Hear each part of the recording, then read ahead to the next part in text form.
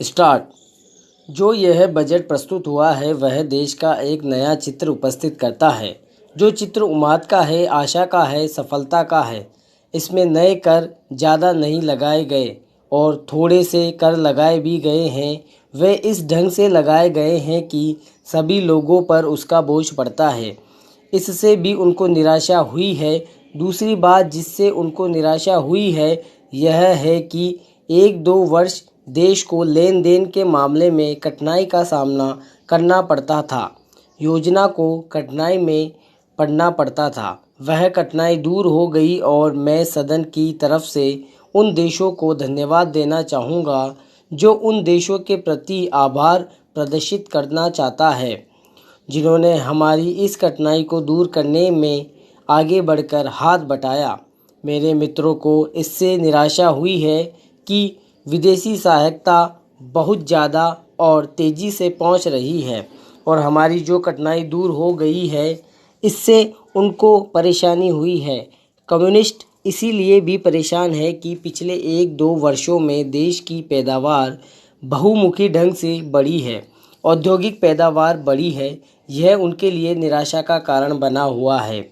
उनकी निराशा इसलिए भी बढ़ी है कि उनका मालिक, उनको मित्र हमारे देश की सीमा पर जब फौज लेकर खड़ा है और जब देश पर खतरा है तो क्यों देश की आर्थिक हालात, क्यों देश की वित्तीय हालात और दूसरी हालात इतनी अच्छी हुई है और क्योंकि इतनी अच्छी छवि उभरी है, लेकिन उनकी निराशा हमारी सबसे बड़ी आशा है, उनकी असफलता हमारी सबसे बड़ी सफलता है।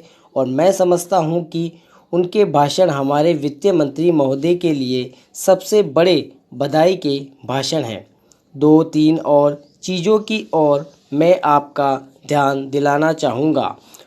उनकी और दूसरे माननीय सदस्यों भी आपका ध्यान दिलाया है कि हमारी सरकार का ध्यान भी उस ओर गया है, लेकिन मैं समझता हूं कि उन पर और अधिक ध्यान देने की आवश्यकता है। पहली बात तो यह है कि जब चीज़ों की पैदावार बढ़ रही है, जब देश की उन्नति की तरफ जा रहा है, तब भी देश में कीमतें बढ़ रही है। पैरा यह मानना कि उनको रोका नहीं जा सकता गलत है। इस महंगाई को रोकने के लिए कुछ विशेष कदम उठाने होंगे, कुछ विशेष कदम करने होंगे। ऐसे विशेष चीज़ जो इस बजट में आई है और जो घबराहट पैदा करने वाली है। यह भी देश की पैदावार तो बढ़ा रही है, देश का विकास तो हो रहा है, लेकिन इसके साथ ही साथ देश में बेकारी बढ़ रही है और ख़ास तौर पर पढ़े लिखे लोगों की बेकारी बढ़ रही है।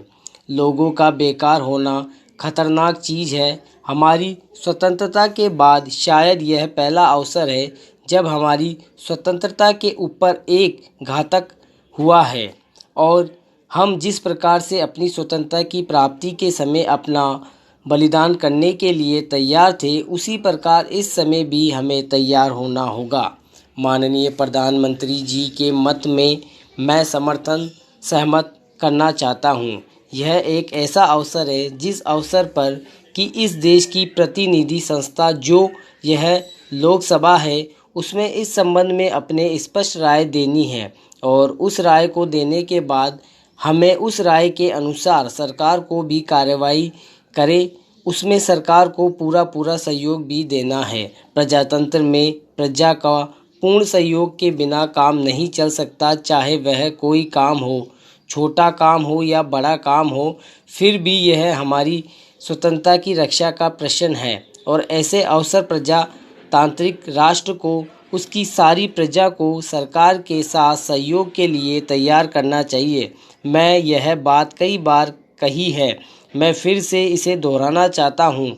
उनके बारे में ऐसी बातें जिनमें कि विभिन्न राजनीतिक दलों के होते हुए भी सब राजनीतिक दल मिलजुल कर काम कर सकते हैं, यह ठीक इसी प्रकार का अवसर है। मैं अपने प्रधानमंत्री जी को वैदेशिक नीति की